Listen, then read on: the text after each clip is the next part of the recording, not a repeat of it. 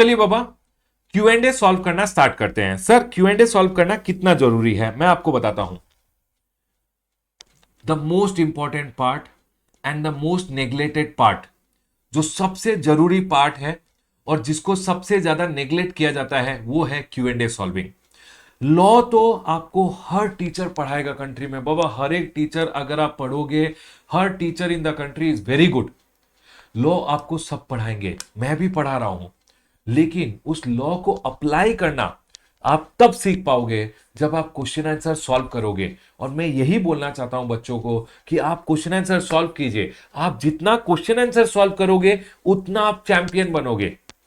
बाबा law को apply करना, law आना एक अलग बात होता है, और लॉ को प्रैक्टिकली अप्लाई करना, उसके हेल्प से सॉल्यूशन निकालना बहुत अलग चीज होती है। बच्चे क्या करते हैं, पढ़ लेते हैं, रिवाइज कर लेते हैं, याद कर लेते हैं, अरे एग्जाम में कुछ काम नहीं आएगा अगर आप अप्लाई नहीं कर पाओगे।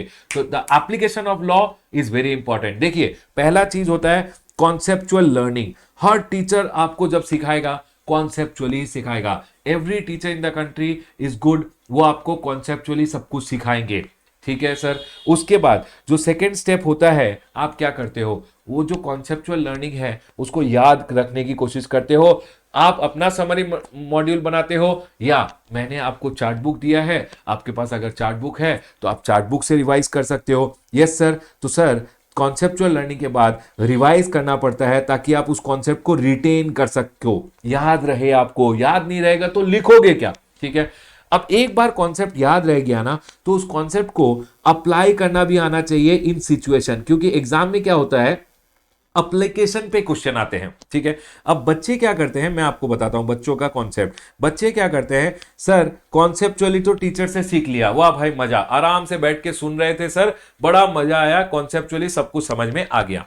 सेकेंड, सर रिवाइज करना था, आपके YouTube रिवीजन देख लिए, आराम से बैठे बैठे सुन लिया सर, सुनते रहा सोते जागते सुनते रहा, याद हो गया सर, ये भी हो गया। दोनों में मेहनत किसकी बाबा, एक टीचर जो आपको समझा रहा था, मैंने चिल्लाया समझाया समझ गए। ठीक है। रिवाइज कराना था, मैंने रिवाइज करा दिया, आपने रिवाइज भी कर लिया। चार्ट बुक बना के दिया, चार्ट बुक के थ्रू रिवीजन कर लिया। दोनों में मैक्सिमम हमने एफर्ट डाल के ऑलरेडी आपका पॉइंट, आपका रास्ता क्लियर कर दिया है। जो लास्ट रास्ता होता है वो होता है एप्लीकेशन ऑफ लॉ, जिसमें एक बच्चे को लिखना पड़ता है। और जब खुद लिखने बोलो ना बच्चे को, तब तो बस सर आपने क्या मांग लिया हमसे। बाबा जो लास्ट स्टेप होता है वो हर बच्चा इग्नोर करता है। एज पर द रिसेंट जो मैंने एक पोल लिया था, उसमें बच्चे बोले 26% ऑफ द किड्स बोले कि सर हम लिख के प्रैक्टिस कर रहे हैं। 26% में से भी 10% हवा है, ऐसे ही बोल रहे हैं। मतलब सर एक्चुअली अगर देखा जाए 10-12% बच्चे लिख के प्रैक्टिस करते हैं। और आप मुझे बताइए पास परसेंटेज कितना है, 10-12% ही है। तो अगर लिखेगा नहीं तो 100% फेल हो जाएगा, ये बात याद रखना। अगर पास होना है तो लिखना पड़ेगा। तो सर लिखना है तो बेटा प्रैक्टिस करना पड़ेगा। क्यू एंड ए मटेरियल उठाना है, क्वेश्चन को देखना है, क्वेश्चन का आंसर लिखना है, आंसर लिखने के बाद आईसीआई मॉड्यूल से कंपेयर करना है और देखना है आपने कम लिखा है, ज्यादा लिखा है, कैसा लिखा है। बहुत जरूरी है। चलिए बाबा शुरू करते हैं समझना चैप्टर नंबर 1 का क्यू एंड ए। ठीक है। आ जाइए चैप्टर नंबर 1 में। याद रखना, लिखोगे नहीं, प्रैक्टिस नहीं करोगे तो कभी पास नहीं हो पाओगे। इसलिए पेन उठाना है, क्वेश्चन का आंसर लिखना है, उसके बाद आगे बढ़ना है। ठीक है सर। चलिए, व्हाट इज जीएसटी। सर ये तो एक थियोरेटिकल क्वेश्चन है। GST means any tax on supply of what sir, goods services or both except alcoholic liquor for human consumption. Sir इसमें क्या बोलने की बात है।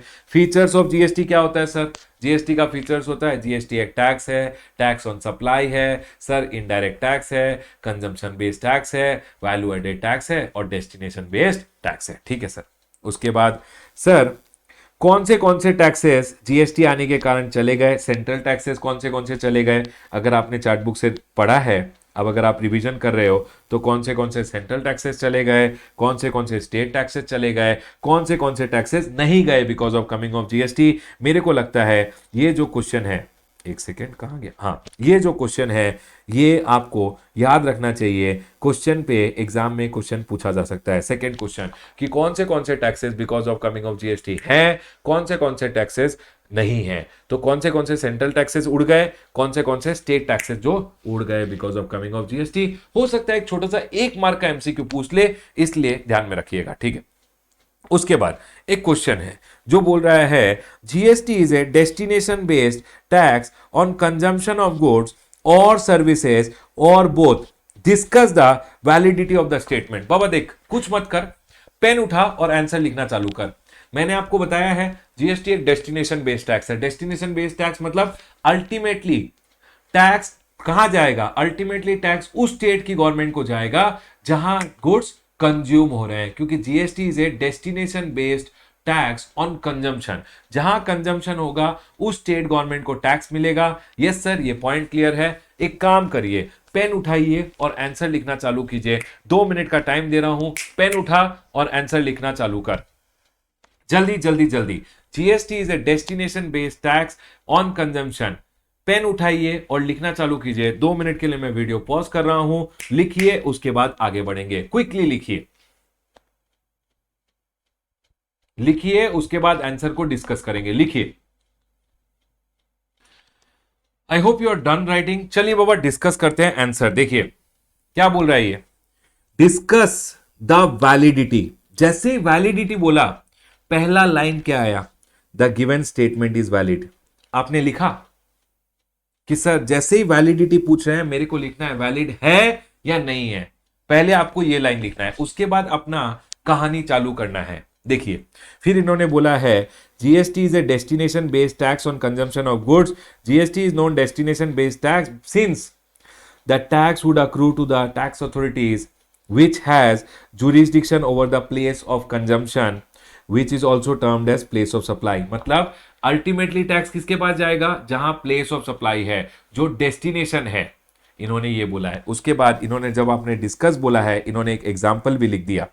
इन्होंने बोला अगर ए in Delhi procures the goods and sells the goods to B in Haryana, in this case the tax would accrue to the state of Haryana and not to the state of Delhi. मतलब अगर मैंने गुड्स बेचे हैं B of Haryana को, तो tax Delhi government को नहीं मिलेगा, हरियाणा गवर्नमेंट को मिलेगा। On the other hand under pre GST, जब सीएसटी लगता था, सेंट्रल सेल्स टैक्स, तब क्या होता था, अगर कोई दूसरा स्टेट से मेरे को कोई बंदा बेचता था, मैं उसको टैक्स देता था, वो अपनी गवर्नमेंट को दे देता था।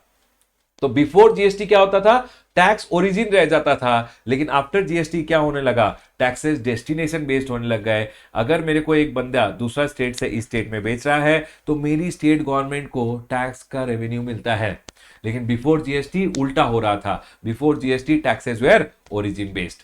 आई होप ये पॉइंट आप लोगों को समझ में आ गया होगा। डन सर, पॉइंट क्लियर है। देखिए under pre GST origin based taxation was prevailing. In such case under origin based taxation, the tax used to accrue to the state from where the transaction originated. In such case, under origin based taxation, the central sales tax would be levied by center and collected by the state of Delhi and not by the state of Haryana। तो अगर दिल्ली से कोई हरियाणा बेच रहा है सामान, मैं CST collect करके अपनी स्टेट गवर्नमेंट को दे देता था। बहुत खुश थी state government, origin based taxation था। लेकिन अब जीएसटी आने के बाद क्या हुआ है, अगर दिल्ली से हरियाणा गुड्स बेचे गए हैं, तो टैक्स किसको मिलेगा, हरियाणा स्टेट गवर्नमेंट को मिलेगा। और यह है consumption based destination based tax. I hope आप लोगों को पॉइंट क्लियरली समझ में आ गया होगा। देखिए जैसे ही इन्होंने बोला डिस्कस, पहला चीज इन्होंने किया डिस्कस द वैलिडिटी। वैलिडिटी देखते ही पहले आपने लिखा वैलिड है या नहीं है। सेकेंडली जब इन्होंने बोला डिस्कस, तो आपने एक एग्जाम्पल देके अच्छे से समझाया है। चलिए बाबा आगे बढ़ते हैं। उसके बाद लिखा गया है बेनिफिट्स। सर बेनिफिट्स तो आप अगर चार्ट रिवीजन कर रहे हो, तो चार्ट में ऑलरेडी मैंने बेनिफिट्स के बारे में बोला है। अब सुनिए, एग्जाम में अगर बेनिफिट्स 3 मार्क के लिए बोल दिए ना, तो भी बच्चों के होश उड़ जाते हैं कि सर कैसे लिखे। बाबा क्या होता है ना, आपको मेन पॉइंट्स पता होगा, लेकिन मेन पॉइंट्स के अंदर का कंटेंट मालूम नहीं होगा। इसलिए हमेशा याद रखिएगा, आप जब भी क्वेश्चन आंसर प्रैक्टिस कर रहे हो, चाहे वो थ्योरेटिकल क्वेश्चन है, चाहे प्रैक्टिकल क्वेश्चन है, कुछ भी है, आपको लिख के प्रैक्टिस करना है। हमेशा याद रखिएगा, लिख के प्रैक्टिस करना है, चाहे थियोरेटिकल क्वेश्चन है चाहे प्रैक्टिकल क्वेश्चन है। बच्चे मेरे को बहुत बार पूछते हैं कि सर सिर्फ थियरी है, लिखना जरूरी है क्या? 100% लिखना जरूरी है, क्योंकि थियरी में भी आपको मालूम नहीं होगा लॉ कैसे लिखते हैं। लॉ में अगर पूछा जाए कि discuss this question, elaborate this question, state with example, तो इन क्वेश्चन में डिफरेंस क्या है? बच्चे तो बस एक ही क्वेश्चन का आंसर एक ही तरीके से लिख के आते हैं। चाहे डिस्कस पूछ लो, चाहे वैलिडिटी पूछ लो, चाहे उनको पूछ लो एलाबरेट, चाहे उनको बोलो स्टेट, जो भी बोलो, हम तो वैसे ही लिखेंगे जैसे लिखते आए हैं। हम कभी कुछ अलग नहीं लिखेंगे। ऐसा नहीं होता है। हर क्वेश्चन का आंसर करने का तरीका अलग होता है, और आंसर करने का तरीका तभी सीख पाओगे जब लिखना चालू करोगे। चलिए आगे बढ़ते हैं। नेक्स्ट कहां गया? ये रहा। Next, what are the commodities everyone which have been kept outside the purview of GST? अभी अगर आप देखोगे alcoholic liquor for human consumption, sir constitution में लिख दिया गया है, इस पे जीएसटी नहीं आएगा। सेकेंड मैंने आपको बताया था HP man, high speed diesel, petroleum crude, motor spirit, aviation turbine fuel and natural gas, ये 2 आइटम अभी तक जीएसटी से बाहर है। ठीक है, जस्ट फॉर योर नॉलेज आप एक बार पढ़ सकते हो इस क्वेश्चन को। What type of GST is proposed to be implemented? Why is dual GST required? Sir, what type of GST is proposed to be implemented in India? Dual model GST is proposed to be implemented in India. Dual model में क्या होगा sir? जब भी एक transaction होगा, transaction पे दोनों government GST लेगी। सेंट्रल गवर्नमेंट सीजीएसटी कलेक्ट करेगी, स्टेट गवर्नमेंट क्या कलेक्ट करेगी? एसजीएसटी कलेक्ट करेगी। सर अगर यूटी में अगर ट्रांजेक्शन हो रहा है तो सेंट्रल गवर्नमेंट सीजीएसटी लेगी और plus union territory GST charge किया जाएगा। Right everyone? Yes sir, point clear है, यही लिखा गया है, ये आपको घर में पढ़ना है। बाबा थियोरेटिकल क्वेश्चन है, अगेन मैं सी ग्रेडेड बोलूंगा, फिर भी एक बार थियोरेटिकल क्वेश्चन है, पढ़ लीजिएगा। क्वेश्चन नंबर 8 अगेन एक सी ग्रेडेड क्वेश्चन है। कुछ नहीं है बाबा, इन्होंने क्या किया है, स्टोरी बनाया है कि राम ने देखिए एक पर्सन ने मेरे को गुड्स बेचा, अगर ये मेरे को गुड्स बेचेगा तो मैं क्या करूंगा, इनपुट टैक्स क्रेडिट ले लूंगा। अब जब मैं सेल करूंगा मैं क्या करूंगा, output tax credit, output tax liability होगा। इनपुट आउटपुट को सेट करके बैलेंस पे करूंगा। इन्होंने बेसिकली यही बात किया है। How a particular transaction would be tax simultaneously under CGST, SGST, और explain with the help of example how a particular transaction of goods and service are taxed simultaneously under। देखिए यहां पे दोनों क्वेश्चन सेम है। एक बार ये CBIC FAQ था, अब आईसीआई ने अपने मटेरियल में डाल दिया है। ऑल्दो ये एग्जाम में नहीं पूछेंगे, बट एक वेरी बेसिक सा क्वेश्चन है, घर में कर लीजिएगा। Sir write a short note on the 7th schedule of article number 246। बाबा write a short note on the 7th schedule to the constitution of India. बताइए आर्टिकल नंबर 246 7th शेड्यूल क्या बोलता है? सर गवर्नमेंट ने क्या किया है, power to go and make the law between union, state and concurrent list divide कर दिया है। यूनियन लिस्ट मतलब कौन बनाएगा लॉ? पार्लियामेंट बनाएगा। स्टेट लिस्ट में कौन बनाएगा लॉ? स्टेट लेजिस्लेचर बनाएगा। कॉन्करेंट लिस्ट के लिए कौन बनाएगा law? Sir both the government मिल बांट के टुगेदर बनाएंगे। ठीक है सर, पॉइंट क्लियर है। Next sir discuss the leviability of GST. Discuss बोला है, आपको स्टेट अगर बोल देता, जैसे लिखता स्टेट द लेवेबिलिटी, तो आप सिर्फ डायरेक्ट लिख के आते अल्कोहलिक लिकर। ओ सर इस पे लगेगा, अल्कोहलिक लिकर पे क्या लगेगा? ये रहा। सर अगर अल्कोहलिक लिकर है उस पे क्या लगेगा? स्टेट एक्साइज ड्यूटी लगेगा, और सर वैट एंड सीएसटी लगेगा। स्टेट बोलता तो आप डायरेक्टली ऐसे लिखते, लेकिन अब आपको डिस्कस करने बोला है तो आपको प्रॉपर्ली लिख के आना पड़ेगा। सर ये चारों पॉइंट, बाबा ये चारों पॉइंट जीएसटी के चार्ट बुक में ऑलरेडी मैंने कवर कर रखे हैं कि सर किस आइटम पे क्या टैक्स लगेगा। लेकिन याद रखना बेटा, आपको पेन उठाना है और आपको प्रैक्टिस करना है, खुद लिखने की कोशिश करनी है, देखना है कहाँ गलत जा रहे हो, कहाँ एक्स्ट्रा लिख रहे हो, कहाँ कम लिखना है। अब कभी कभी बच्चे मेरे को बोलते हैं सर हम टेस्ट सीरीज ले लेते हैं, अगर टेस्ट सीरीज ले लेंगे तो सर 100% हम पास हो जाएंगे, क्योंकि टेस्ट लिखेंगे तो बाबा टेस्ट लिखना बहुत अच्छा बात है, लेकिन मुझे एक बात बताइए, टेस्ट सीरीज में आपको मार्क्स दिए जाएंगे, जब मार्क्स दिए जाएंगे क्या आपको पता भी चलेगा कि कहाँ आपने क्या गलत लिखा है? अगर आपका टेस्ट सीरीज ऐसा है जिसमें सामने वाला बंदा आपको बता रहा है कि देखिए आपने ये नहीं लिखा था इसलिए ऐसा ऐसा मार्क्स काटा गया है, तब तो वो टेस्ट सीरीज में आपको बहुत बेनिफिट होगा। ठीक है, अदरवाइज नॉर्मल टेस्ट सीरीज में भी बेनिफिट होता है। ठीक है, लेकिन what I always recommend the kids is कि आप पहले लिखिए, खुद लिखिए, क्वेश्चन आंसर बुक उठाइए, खुद लिखिए, उसी क्वेश्चन का आंसर को कंपेयर कीजिए। जब खुद कंपेयर करोगे ना तो खुद को डिफरेंस मालूम चलेगा और उस डिफरेंस को नेक्स्ट टाइम खुद सुधारोगे। कोई और अगर आपका आंसर करेक्ट करेगा ना तो वो आपको कभी बताएगा नहीं कि ये आपने नहीं लिखा है इसलिए मैंने मार्क्स नहीं दिए हैं। अगर बता रहा है तो बहुत अच्छी बात है, अगर नहीं बता रहा है तो आपको खुद लिखना है, एक आंसर को खुद कंपेयर करना है और देखना है डिफरेंस कहां आ रहा है। चलिए आगे बढ़ते हैं नेक्स्ट।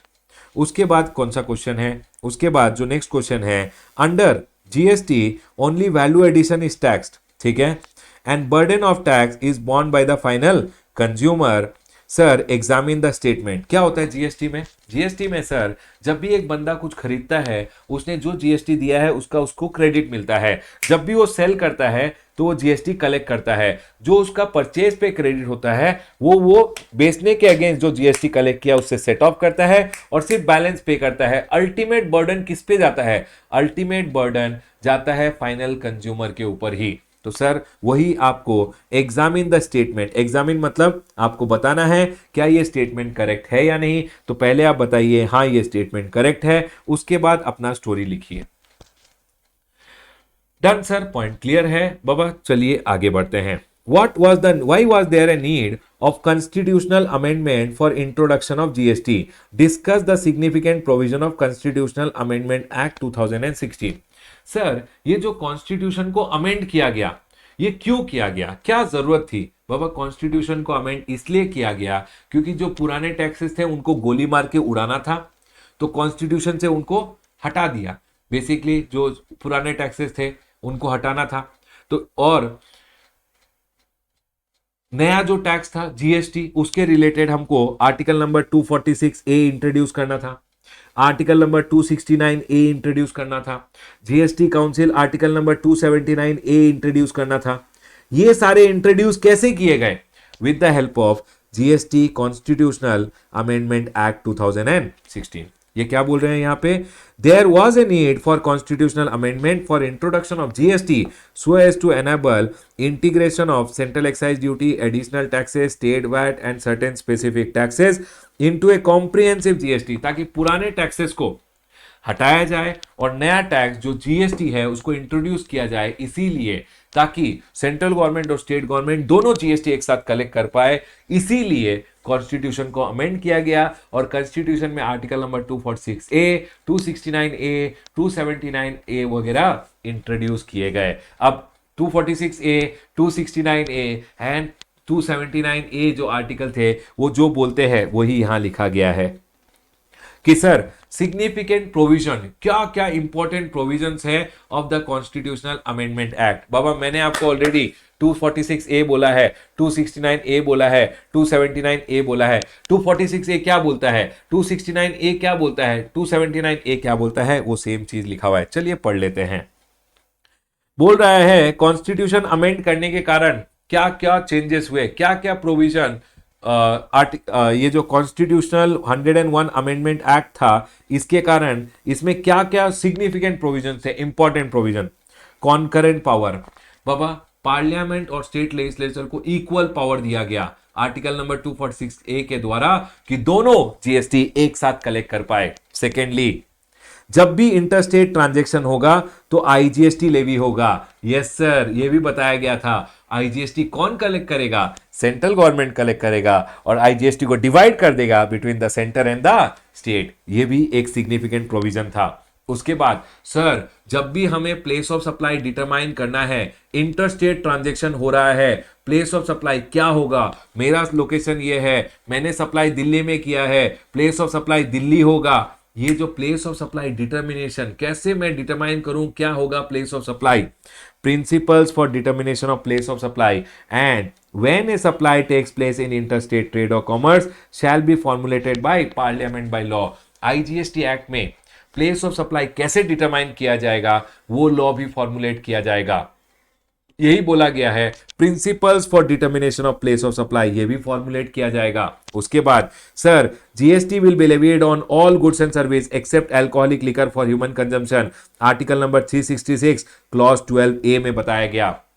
बेसिकली जब कॉन्स्टिट्यूशन 101 अमेंडमेंट हुआ तो उसमें क्या क्या अमेंडमेंट किए गए sir? Article number 366 clause 12A introduce किया गया, उसके कारण कॉन्स्टिट्यूशनल 101 अमेंडमेंट के कारण क्या क्या चेंजेस हुए।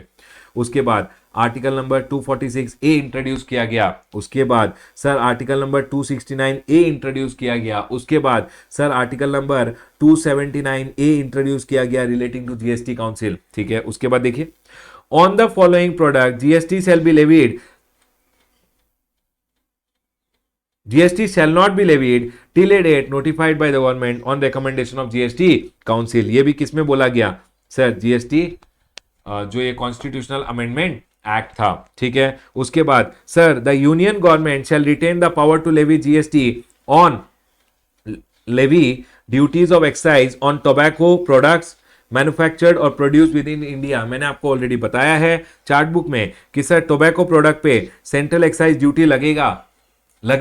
कॉन्स्टिट्यूशनल 101 अमेंडमेंट एक्ट में बोल दिया गया कि सर टोबैको प्रोडक्ट के ऊपर हम सेंट्रल एक्साइज ड्यूटी लगाएंगे, उसके ऊपर बेचने पे जीएसटी भी लगाएंगे। ठीक है, next, president to empower a joint forum. बाबा 279A की बात कर रहा है। कॉन्स्टिट्यूशनल अमेंडमेंट एक्ट के द्वारा उन्होंने क्या किया? जीएसटी काउंसिल का फॉर्मेशन किया।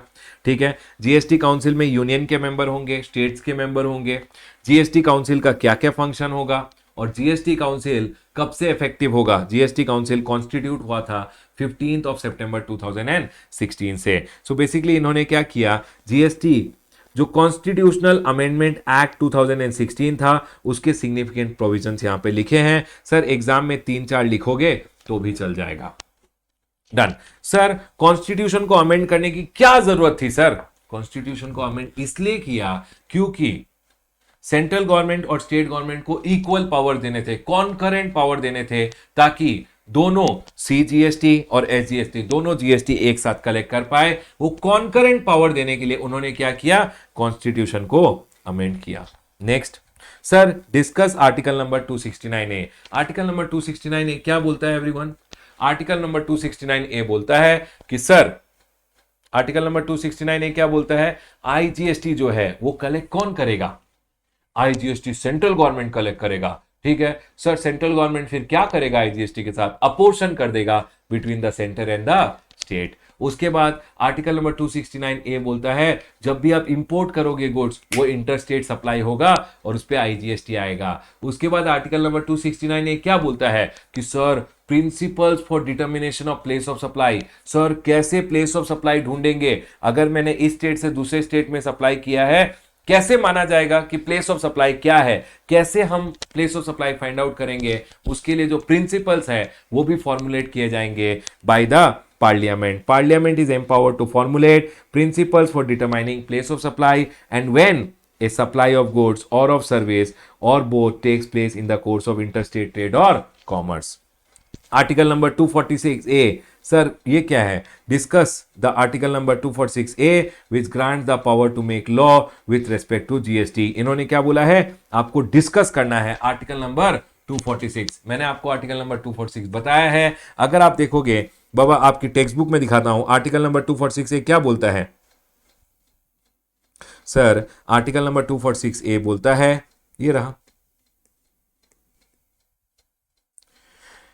सर, पहला पैराग्राफ बोलता है पार्लियामेंट लॉ बनाएगा with respect to CGST. Sir SGST के लिए लॉ कौन बनाएगा? आपकी respective state government, state legislature के थ्रू लॉ बनाया जाएगा। उसके बाद क्या बोला है? सर जब भी इंटरस्टेट ट्रेड और कॉमर्स होगा पार्लियामेंट ही उसके लिए, पार्लियामेंट के पास एक्सक्लूसिव पावर है। जब भी इंटरस्टेट ट्रेड और कॉमर्स होगा उसके लिए लॉ बनाने का। बेसिकली आईजीएसटी का लॉ कौन बनाएगा? पार्लियामेंट बनाएगा। उसके बाद एक एक्सप्लेनेशन इधर दिया गया है कि sir the provision of this article shall in respect of GST referred to in 279A5 take effect from a date recommended by the GST council. मतलब सर, मतलब अगर आपको एचपी मैन पे जीएसटी लगाना है, high speed diesel, petroleum crude, motor spirit, aviation turbine fuel and natural gas, ये पैराग्राफ बोलता है कि सर अगर इन 5 आइटम पे जीएसटी लगाना है तो वो तभी लगेगा जब जीएसटी काउंसिल रिकमेंडेशन देगी और गवर्नमेंट एक नोटिफिकेशन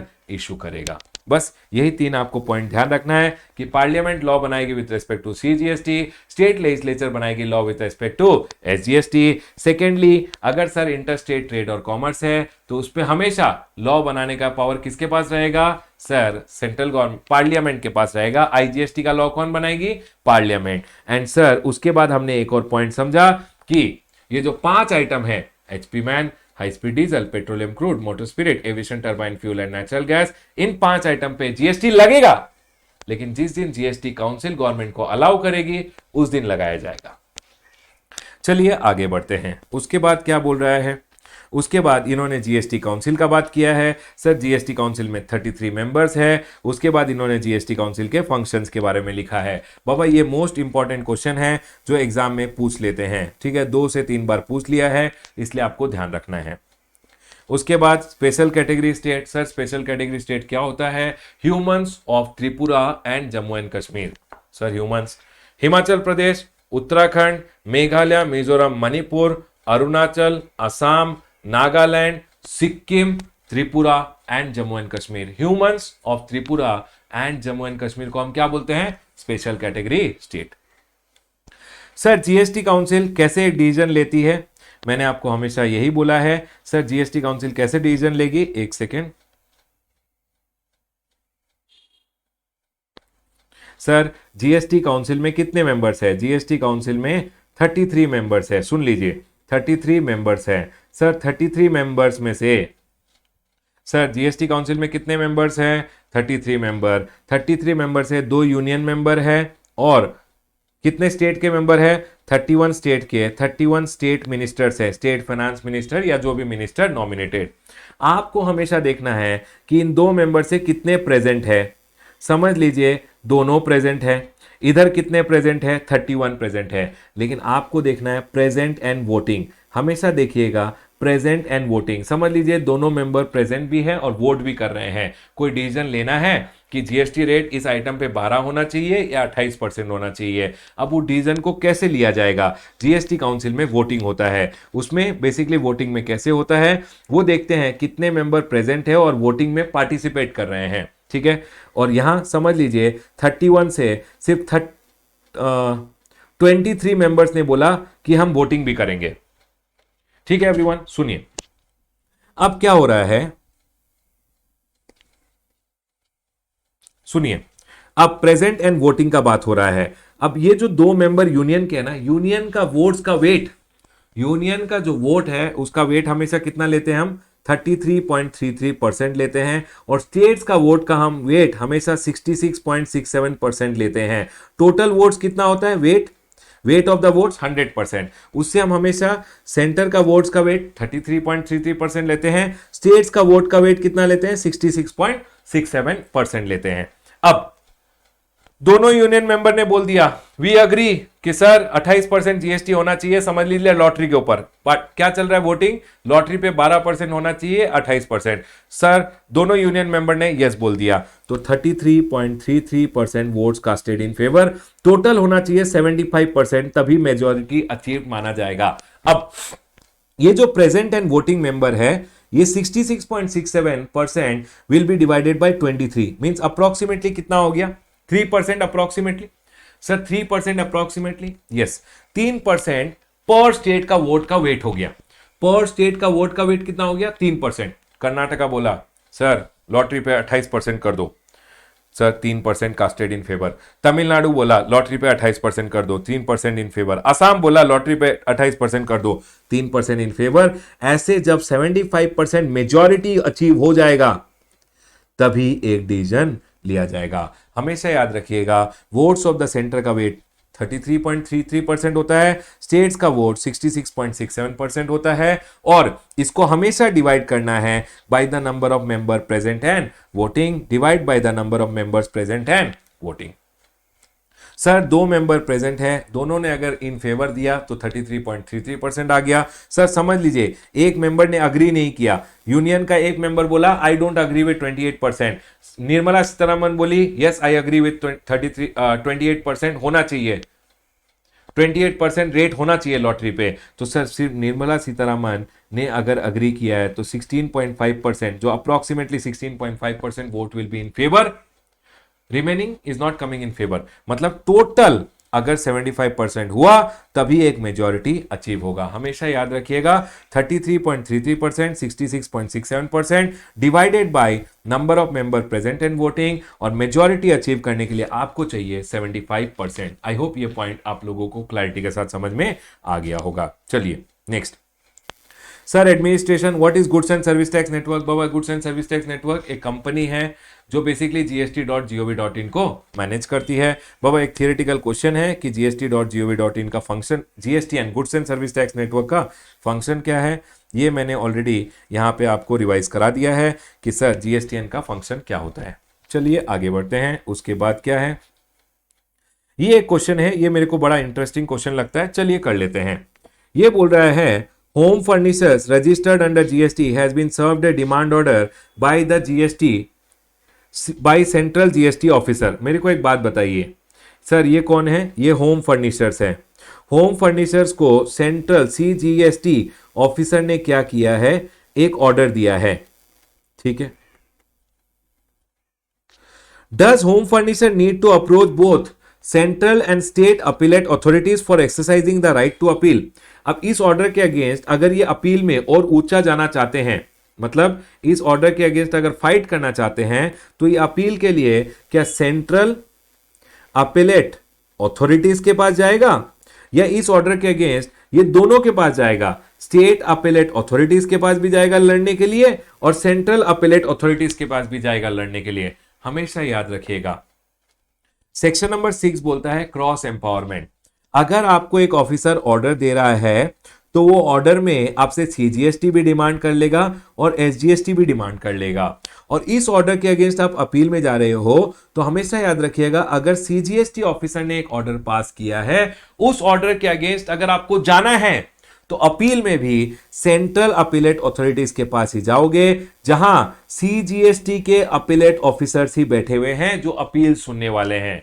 आप स्टेट अपीलेट अथॉरिटीज के पास नहीं जाओगे।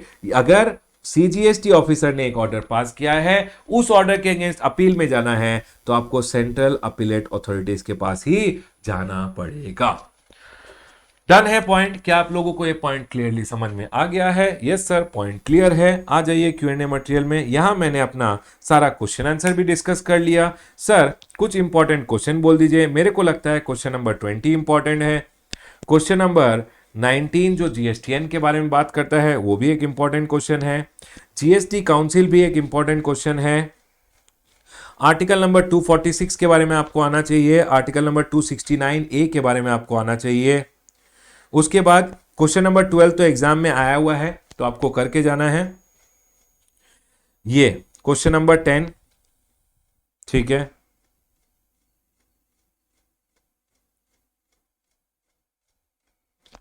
कौन से टैक्सेस चले गए, कौन से टैक्सेस रह गए, तो मेरे को लगता है इंपॉर्टेंट क्वेश्चन में क्वेश्चन नंबर 2 आता है, ठीक है। उसके अलावा क्वेश्चन नंबर 10 आता है, क्वेश्चन नंबर 12 आता है, क्वेश्चन नंबर 14, 15, 16, 19 एंड 20 ये मेन ए ग्रेडेड क्वेश्चन है इस चैप्टर के। Other than that also exam में तो कुछ भी पूछ सकते हैं, तो आपको सब कुछ अच्छे से पढ़ के जाना है, लेकिन जो क्वेश्चन मैंने इंपॉर्टेंट बोले हैं एटलीस्ट उनको प्रैक्टिस करके जाना है।